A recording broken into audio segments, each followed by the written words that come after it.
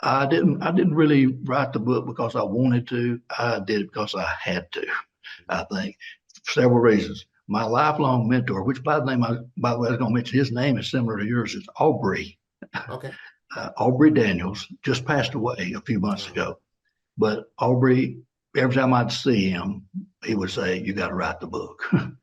Dr. Deming, who's the father of quality, well known as the father of quality, I was on a plane with him once flying, and he said to me, Justice, he called me Justice, anybody that's had the experiences that you've had has an obligation to share that with others. it's powerful. And then a third thing that kind of motivated me, I ran across a quote that said, when an old man dies, it's like a library burning down. Mm, And I thought, I don't want my library to all burn down. So those kind of motivated me to want to wow. write the book. Welcome to the Audacious Living Podcast, hosted by my man, Audley Stevenson, the Odd Man.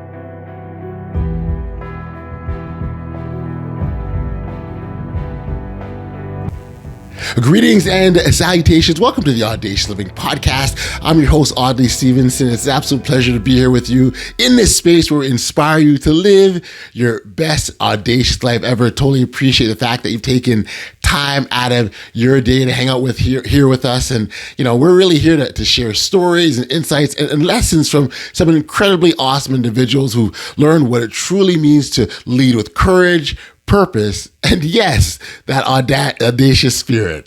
Now, I want you to imagine for a moment an orchestra.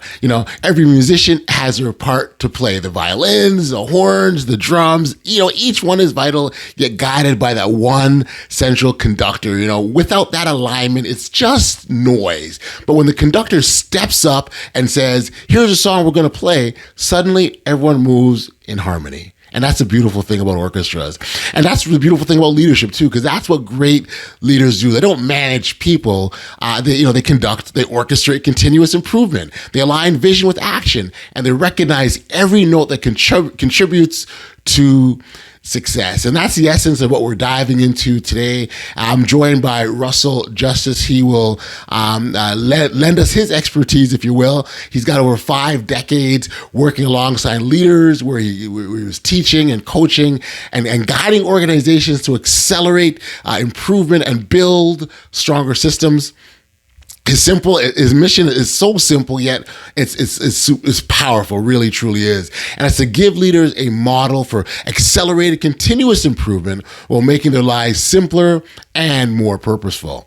He's also an author, and he's going to talk about his book, This Is What Leaders Do. And it's a book inspired by his own mentors and experiences across industries from the cotton fields to NASA systems, where he blends total quality management with an applied behavioral analysis into one of the most effective leadership frameworks that are out there. And so, when you think about Russell and his work, it directly ties into our theme of that accelerated continuous improvement, the concept from the bold framework of better than you were yesterday, real-time feedback systems, recognition, and essentialism in leadership. He also talks about the Hoshin Kanri, which is a Japanese principle aligning goals and strategies to drive collective results. So now that we've got the table set, let's get into it. Here's our conversation with Russell Justice.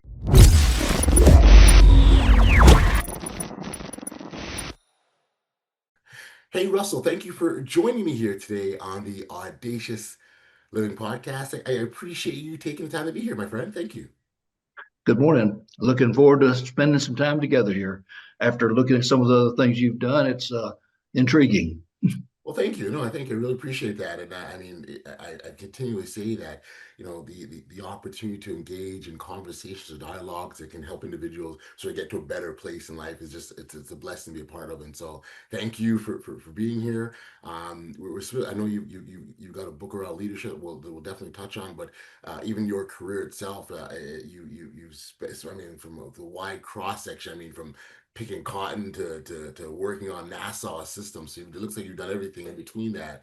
And so certainly I'd imagine that those diverse experiences have led into sort of some of your perspectives and even on how leadership is. And so maybe as a starting point, I can get you to introduce yourself to your audience, talk about the work that you've done, and then and some of those philosophies that have shaped the experience that shaped your philosophy around leadership. Okay. Yeah, I would say that some of those experiences are beyond my wildest imagination. Perhaps like you, I never dreamed of being able to do some of those kinds of things. But I've been privileged to spend 5 decades now of involved with leaders, teaching, coaching, advising, and really trying to do two things. One, trying to give them a model for leadership that will help them accelerate improvement. Many organizations have as their one of their founding principles continuous improvement, but continuous improvement is not enough. Accelerated continuous improvement is required. There are businesses improving and going out of business because they're not improving fast enough. Mm. And so my model does that. The second thing I wanted to do with leaders is to simplify their life and say, it's just not this hard, guys. Let's make it easier than this. So that's kind of been my what I wanted to do, my mission, and that I've been able to do that really based on two things: by combining my history, my experience in total quality management, Mhm. and applied behavioral analysis. I was able to put those two together into an approach that I say is the best known way in the world today to accelerate improvement. And what makes those two things so beneficial when you talk about continuous accelerated continuous improvement? Well, how does it make it work so well? Why is that?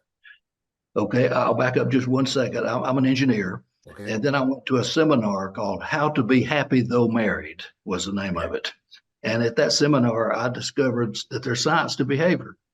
So some organizations will do the total quality management approach, and then they'll try to tack on some of the behavioral side of how to bring out the best in people, let's say. Yeah. Yeah.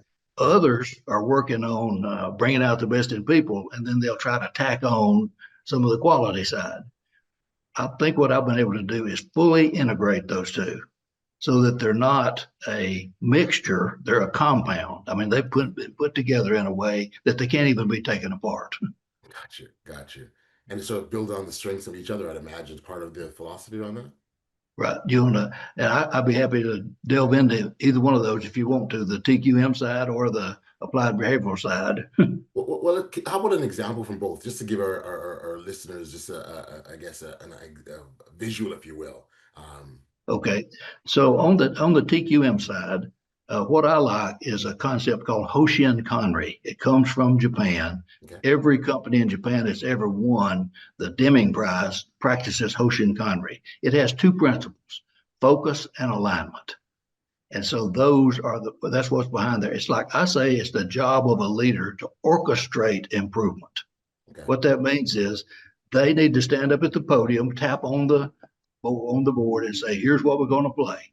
Hmm. Then the musicians are able to link into that, to be aligned with that, and play their instruments. It's not about the musicians; they may be world-class musicians. It's about the conductor announcing the song so that they can do their part. So Gotcha. that's kind of one side of the total quality management. The On the applied behavioral analysis side, main things there is unfortunately, after a leader has got the focus communicated, got all the right people on the job, got projects underway, their job is not done. They think they're finished. Leaders like to launch things, they like to initiate things, Right. but uh, it's what happens afterwards that really drives accelerated improvement. It's the follow through on those things that makes the difference, where they tap into what I call the discretionary effort of the organization. I say that leaders have two, when they ask someone to do something, they've got two obligations. Number one, observe whether it's done or not. And Hmm. number two, recognize it. Now, many of the leaders I work with say, look, I don't have time to do that. And I say, well, quit asking people to do so much then, if you don't have time to follow through on it. And I think too, you oftentimes see leaders observe, uh, and so if you're given a job or a task to do, and someone's observing, it's a very fine line between observing to make sure that things are okay, or micromanaging. I think that can really fall into that space.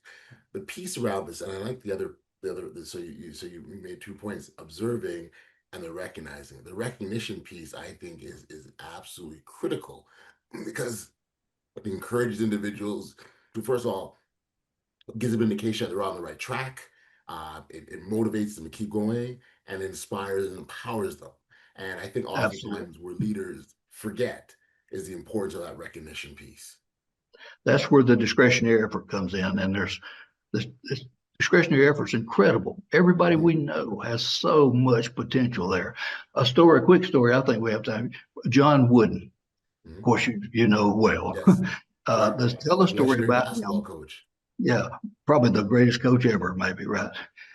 He's mild mannered most of the time, pretty calm, But Mm-hmm. they tell a story about once a player stole the ball, uh, passed it off to another player, and who went down the court and did a fast break and dunked it.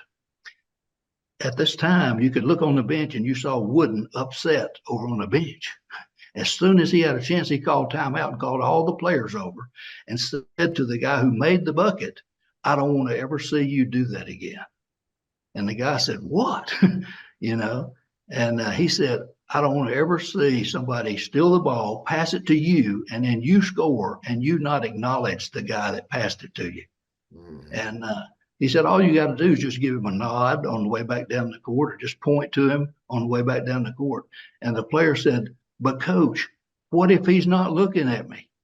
Coach Wooden said, "He'll be looking at you. If he passed you the ball, he's watching to see what you're going to do next." Sure, sure. No, I think that's a great, great story. And you're right. I mean, there's so many legendary lessons from John Wooden, but that certainly is important with respects to, giving people that encouragement, making people feel valued, because that's what you're essentially doing, is you're allowing people to feel valued, important, empowered, like I said before. And I think that's a great starting point for any leader, quite frankly. There's really two ways that you can increase a behavior. And the behaviors we need out of our workforce, our employees, I really say we need two things out of them. And I learned this from the Japanese. Number one, well, in Japan once I said, this old Japanese saying, "Do it right the first time," Mhm. and all of a sudden the room got quiet. And so then I asked Dr. Fatami, who was the leader in the room, I said, "I think I just said something wrong." He said, "Yes, you did." He said, "That was dumb what you said." He said, "No self-respecting Japanese would ever say, 'Do it right the first time.'" He said, "In fact, you're here teaching continuous improvement."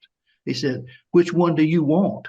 Continuous improvement or do it right the first time? If we did it right the first time, we wouldn't need continuous improvement." There you go. Makes He, sense. he said the way we would say it in Japan is, "Do it the best known way today and find a better way to do it tomorrow." Love it. Uh, there's two ways to increase those behaviors. One is positive reinforcement and one is negative reinforcement. Negative reinforcement gets you compliance and avoidance. People do just enough to get by. What it means is trying to do something to avoid something you don't want. The Mm, positive reinforcement gives you energy, enthusiasm, commitment. yes. That's where you're doing something to get something you do want. Got you. Uh, simple example. Let's say we said to our employees, in order to maintain your employment here, you have to complete this class on how to use a new procedure. And we plotted a graph of how many people have completed that graph, that training. What do you think that curve is going to look like? January, February, March, it's going to be flat for a long time. And Mhm. right before the deadline at the end of the year, when Okay. it's going to spike, right? Right. And in fact, I teach leaders, don't ever set a deadline. Deadlines give people permission to wait. As soon as you Mm, set the deadline, they say, "I don't have to do it now." Now, let's say it turned that around. We said, "Look, we've got this new procedure. We need everybody to learn it. We've got a training program. And here's what we're going to do. Once everybody in the company has successfully completed this training program, I'm in Tennessee, we're going to take all the families to Dollywood for a day." okay. What's that curve going to look like? It's going to just jump up Sure, immediately. sure. That's the difference in Hmm. positive reinforcement and negative reinforcement. And the gap between those two curves, Hmm. that's the competitive advantage that Right, companies have. right, right. No, I love that. I love that example. That's a good one. You mentioned earlier that leadership, isn't complicated as we oftentimes make it. I wonder if you can sort of share maybe a common misconception about leadership that maybe this is an opportunity to debunk it today, if you will. It's trying, I say leaders are seduced by the latest fads.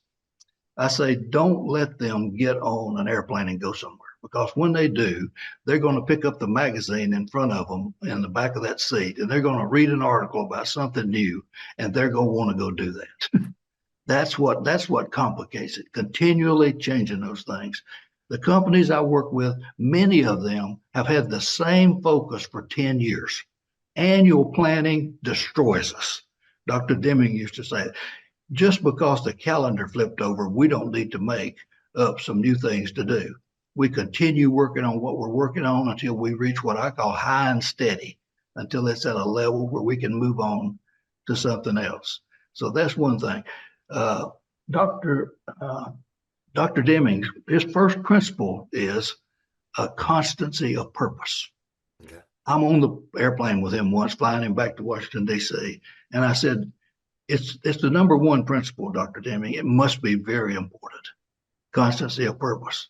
And he said to me, he said, look, if you're not going to maintain constancy of purpose, don't even start.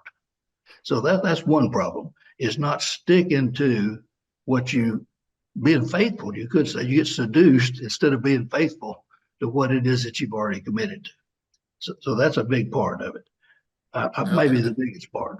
It That, definitely is a big one. I can see where, and you're right. It happens all the time where people go, the latest and greatest comes on board, and the latest and greatest may be great, but if it doesn't fit for you and your organization and your people, then it's not really that great. And I do like the idea of establish something, and not that we can't deviate, adjust, or adapt. But uh, if this is a path, if this is a path we're on, that we maintain that can maintain the consistency. Because as you said, it actually it's more difficult for people to follow along when the direction keeps changing every, the start of new fiscal year, there's a new direction, right? yep. It's really kind of insane almost. I'll Right. give you an example. We were in Eastman Chemical, where I retired from. In fact, next week, July the 1st, will be my 25th anniversary of retiring from Eastman. So Congratulations. I'm going back to the same place I spent my first day 25 years ago, and spend my, Love it. my morning up in the Smoky Mountains on a rock in the stream up there. But in the company, we had a focus on three things at this time, and Mhm. focusing is really the key. I say the single greatest cause of failure, and by failure I mean not being all you can be or achieving Right. all you could achieve, of organizations, is lack of focus. It's Got you. clearly to me the single greatest cause. The second greatest cause is not sticking to it. So first thing, you got to choose it, and then you got to stick to it. But so we had three focuses: sales revenue growth, cost control, and customer satisfaction. And the leader of our company, Toy Reed was his name, he brought in all of his lieutenants, maybe the top 25 people from around the globe. This is a company of 25,000 people. Brought them all in from around the globe. We put up on the wall those three things that we were trying Okay. to focus on. Okay. And each person had to come in and put up a graph of what they were going to do to make one of those things happen. So one guy would come in and say, here's what I'm going to do. We say, okay, that fits right over here under this focus. And we Hmm. put a ribbon between the two. This is on a big wall. And at the end of that day, we had like 25 graphs up there of what everybody around the world was going to do to help us achieve those three things we wanted to do, with ribbons between them. I love it. Mr. Reed said that day, when I first started working with him, he said, I don't have time for this. He later said, I realize now this is my job to do this, to create that Mhm. focus, to get my folks aligned, and then get out of the way and let them play their music like the orchestra. Love it. He said that day, at the end of the day, he said, I've gone to corporate before and told them what our goals are going to be for next year. And sometimes flying back home on the plane, I've said to myself, you must have been out of your mind when you told them that. He Right. said, but tonight I'm going to sleep like a baby, because I could see on the wall right here in front of me exactly how we're going to accomplish what we said we were going to. And what I love about that is that you're getting input from everyone. It's not just one person saying, this is what it is, and everyone has to follow suit. Obviously, the leader, that has final say in kind of the direction things go. But to get that kind of input from everyone, it just makes it much more powerful. And also, what it does, it creates more a sense of ownership amongst the people, the followers. Yeah. And when people talk about buy-in all the time, I hate the term buy-in. Buy-in doesn't mean where people say, yeah, I like that idea. That's a good idea. Buy-in means when you come in and put your graph up on the wall that says, here's what I'm going to do, Right. And until then, there's really not any buy-in. Gotcha. I don't think. Gotcha. Another project we did similar to that was called MIBE, Make International Business Easy. Okay. Our real potential for growth was around outside the United States, global. So we initiate all over the world in all of our offices, our warehouses, our sales offices, our distribution centers. We ask people to link in. We have a link in ceremony when a team comes in and says, here's what I'm going to do to make international business easy. We ended up with over 400 teams working on making international business easy. You can imagine what happened to our customer satisfaction ratings. Sure. Oh my gosh, it's amazing. That's amazing. I love it. Similar one on that was on the sales revenue growth. Once we started, sales had been kind of up and down for years. But once we kicked that off, and it lasted for years, our sales went up $3 million a day. Wow. That's significant. Wow. A nice measurable number to you. That shows measure progress, which is amazing. Focus and alignment. Pardon me? Focus and alignment. Yes. Yeah, no, I definitely, without question. Wondering, Russell, as we're here talking, and we're thinking about sort of the role of the effective and successful leaders. I'm wondering, are there one or sort of two sort of key behaviors or habits that are common amongst these successful leaders?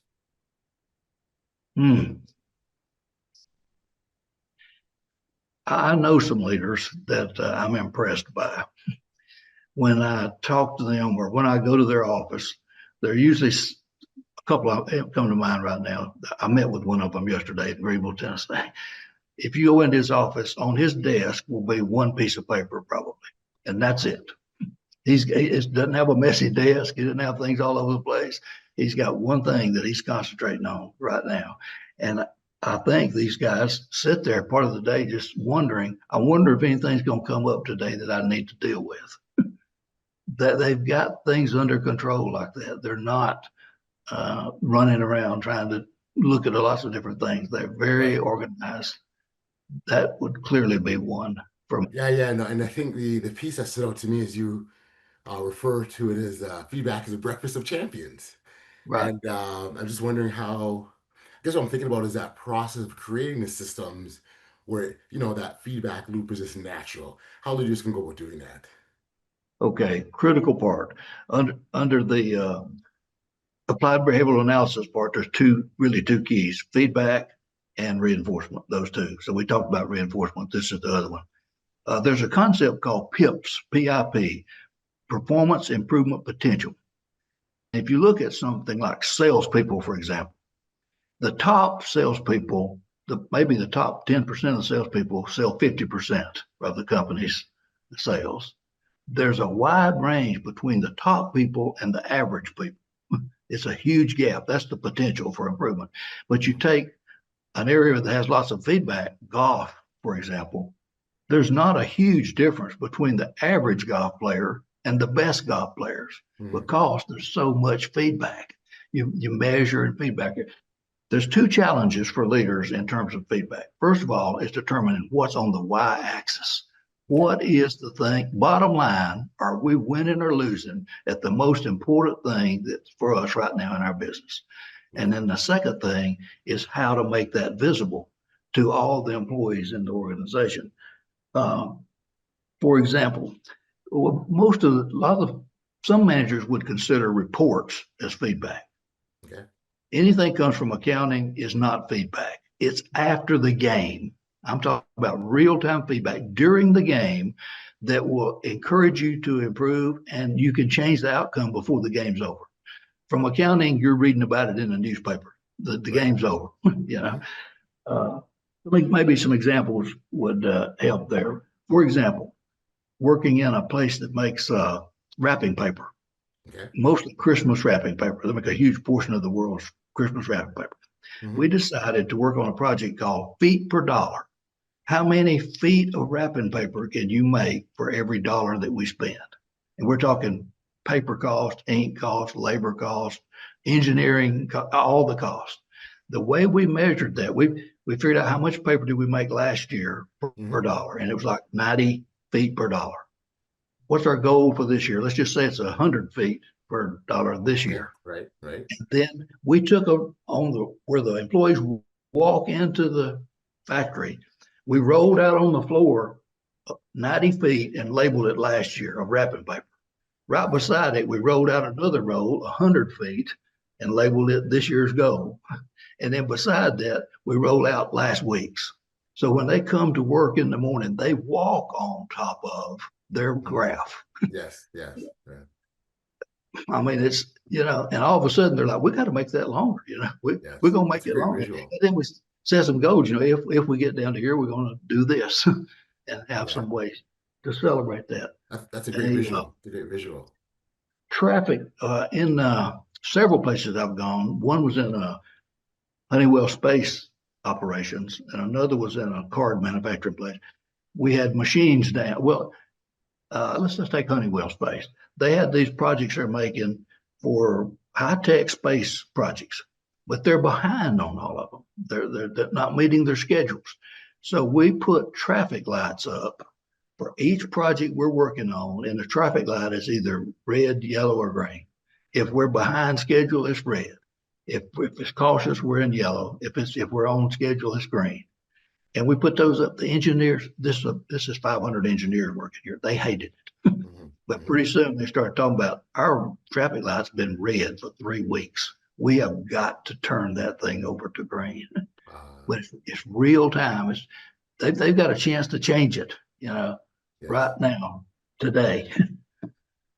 Gotcha. No, they absolutely do. I'm thinking, again, when we talk about feedback and how critical that is, giving, that for leaders to give feedback, I think the manner in which feedback given is also as equally as important as the message, if you will. And I'm just sort of wondering if there's a common mistake that leaders often do when giving feedback, and maybe there are other more effective ways of giving feedback. I mean, you gave some great examples, I think, right? But I wonder if there's others that maybe are more common amongst leaders. You're stretching me here. I usually don't think about much or deal much with mistakes. Okay. I'm pretty much on the side of what's the positive side of making things happen. I'm trying to think of some mistakes. I've worked with people. I had a manager once told me his style of leadership is tell people what to do and leave them alone. Okay. Well, that doesn't work. That entropy, if you leave things alone, they'll get worse. And entropy wins every time if you just ignore it. So maybe that's the big mistake they make. They just don't provide the feedback. They just ignore the things that are going on, or they make it too complicated. I remember I'm in Australia once, and a fellow's giving me a tour of a factory there, an organization there. And we got to this one chart on the wall. It looked pretty interesting to me. And I said, well, tell me about this chart right here. What's this all about? And he said, wait a minute. I'm just giving the tour. He said, if you want to understand that chart, we'll have to go get somebody from accounting out here. In that same place, I saw another place where it had a chart on some type. I can't remember what the performance was right now, but this was like April when I was there. And the chart had 2 points on it, January and February, and that was all. And it's April. So the timeliness of it. Right beside that chart, there was another piece of paper there that said last night's cricket score. Okay. Now, what do you think the employees are talking about? February's production or last night's cricket score? The cricket game, man. What happened in the game? Some people say what gets measured gets done. There's a law called, I think it's Pearson's law, that says when things are measured, they improve. When things are measured and reported, they improve exponentially.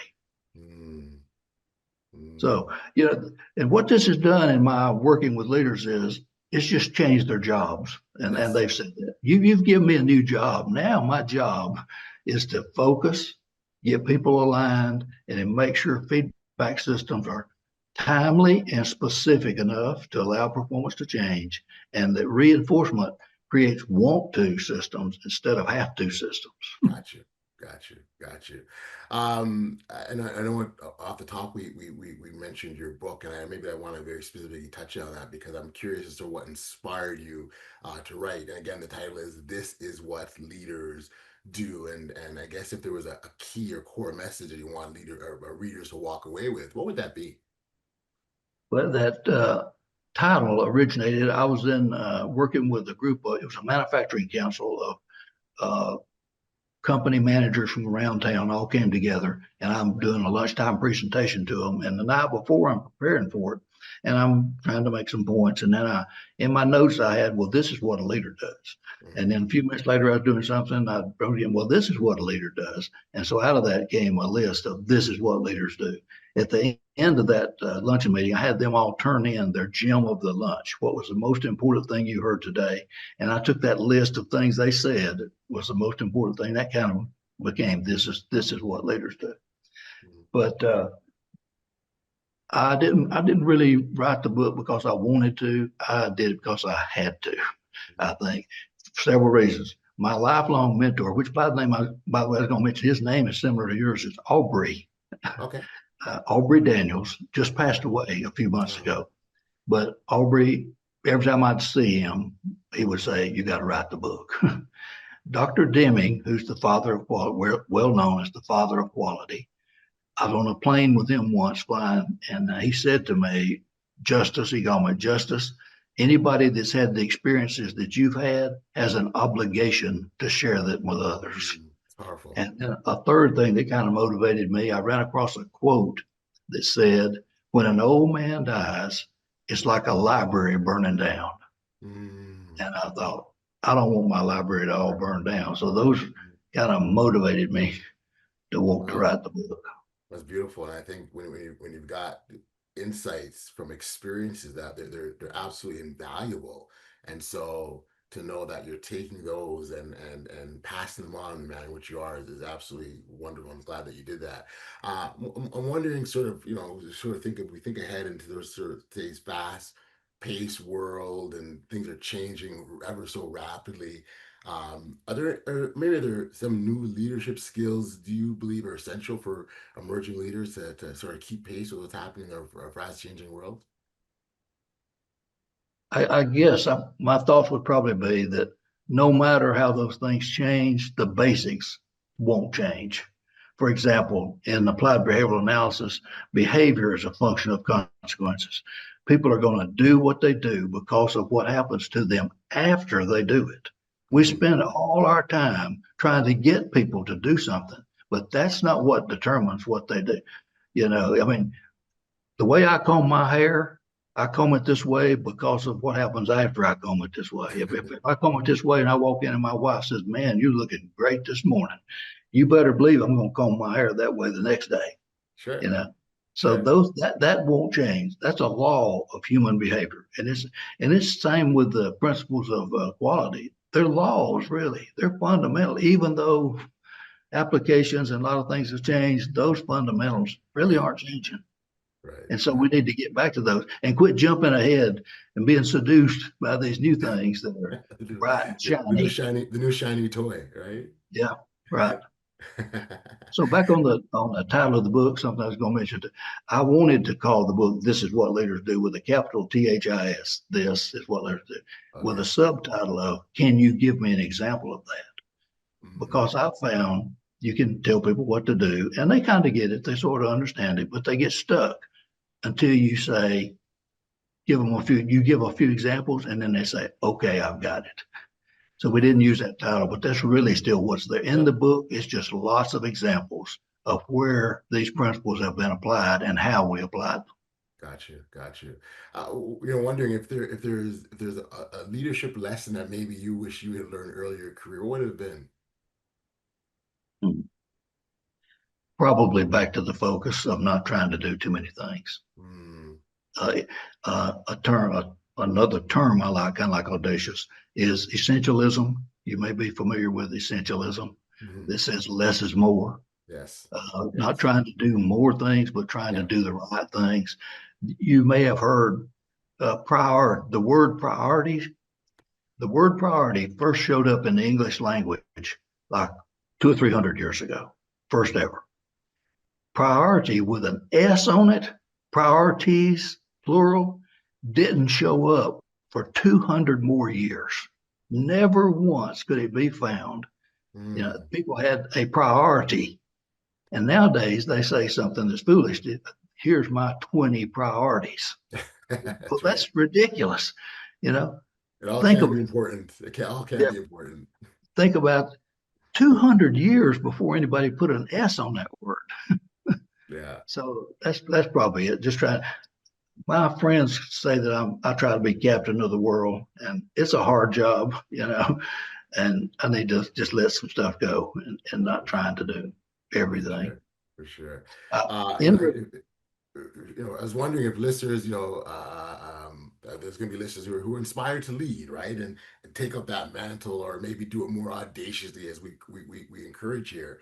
Is there a simple action that they can implement today to start them on that pathway of audacious leading?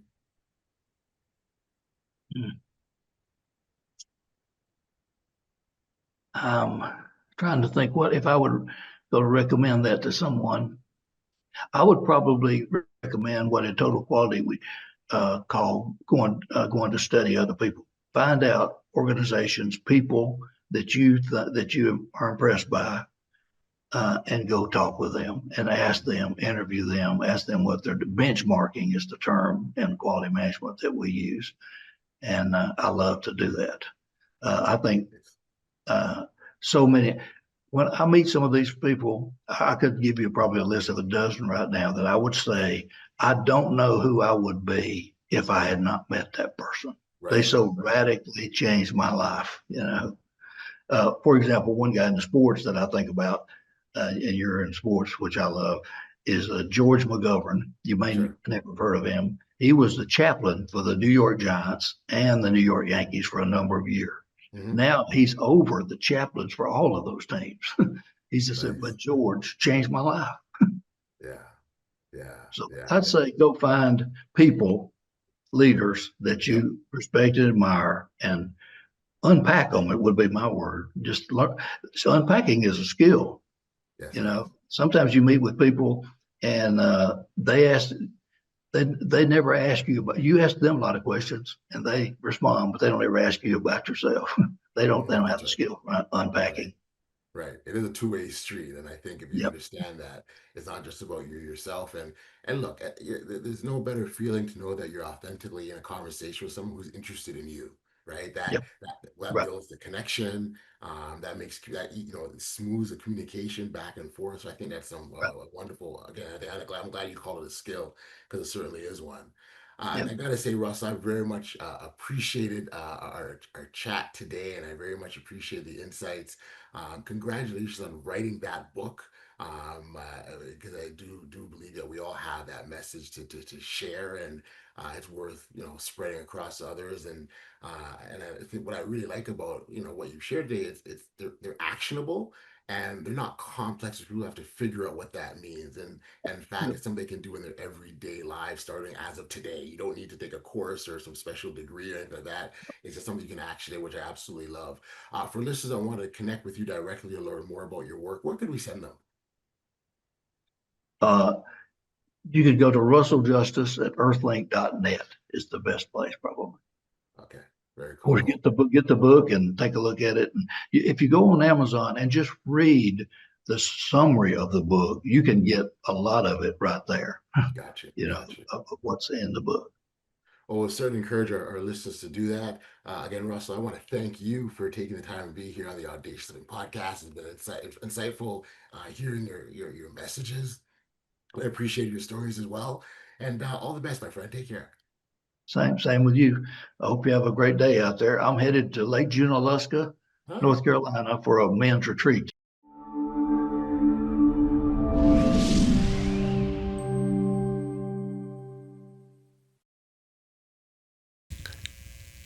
Back we are here on the podcast. Much thanks to Russell for being here. What a rich and thought-provoking conversation that was. Russell dropped so many gems about how true leadership is about focus, feedback, and follow through.